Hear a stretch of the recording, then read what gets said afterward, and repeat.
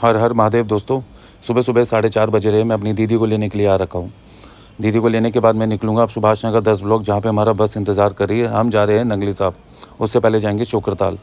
ये भजन कीर्तन करते हुए नंगली दरबार की तरफ हम बढ़ते हुए अब हम पहले रुकेंगे मामा यादव ढाबा। ये मेरठ में आपका पड़ता है, जहाँ पे मेरी तीनों बहनें रंजू दीदी, अंजू दीदी और साथ में मेरी भांजी भी आ रखी है।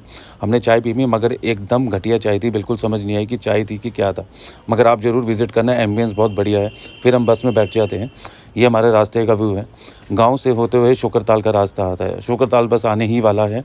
ये आ गया शोकरताल। ये पड़ता है मुजफ्फरनगर, गंगा के किनारे एक जगह है, वहाँ पे आपका शोकरताल पड़ेगा। ये बस हमने पार्किंग में लगाई। पार्किंग में लगाने के बाद आलू कचौड़ी का प्रसाद ग्रहण करा, साथ में चावल भी थे, संगत को भी दिया। ये संगत को देने के बाद हमने लिया ई रिक्शा। अहिला, ये तो मेरा दोस्त निकला, करण कपूर, ये तो हमारा जागरण करता है, ई रिक्शा कैसे चला रहा है। फिर हमने ई रिक्शा पकड़ के हम गए मंदिर में।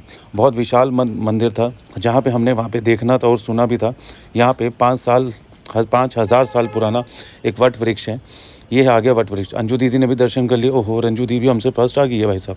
हमने वहाँ पे करे, ये है वट वृक्ष, जहाँ पे हमने दर्शन करे। दर्शन करने के बाद ये मेरा दोस्त है, मन्नत मांगने लगने लगा। ओहो, ये मन्नत मांग रहा है। ये एक मन्नत मांगी इसने, 2 मन्नत मांगी, 3 मांगी। भाई साहब, इसकी मन्नतें नहीं ख़त्म हो रही।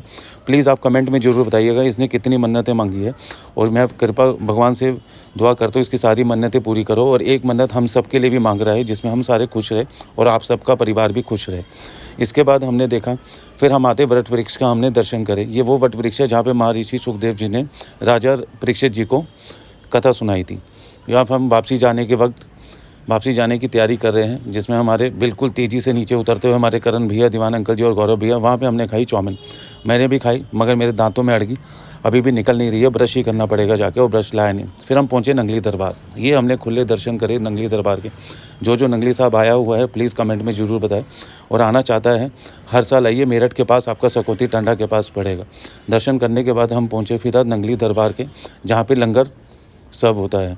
वहाँ पे हमने लंगर ग्रहण करा, सेवा करी, बहुत ही अच्छा ही लंगर था। उसके बाद हम चले घर की तरफ वापसी। ये मेरा पहला व्लॉग है। हर हर महादेव दोस्तों। बैटरी बिल्कुल नहीं है, मोबाइल स्विच ऑफ होने वाला है। ठीक है जी, लाइक शेयर कमेंट सब कुछ करते रहे।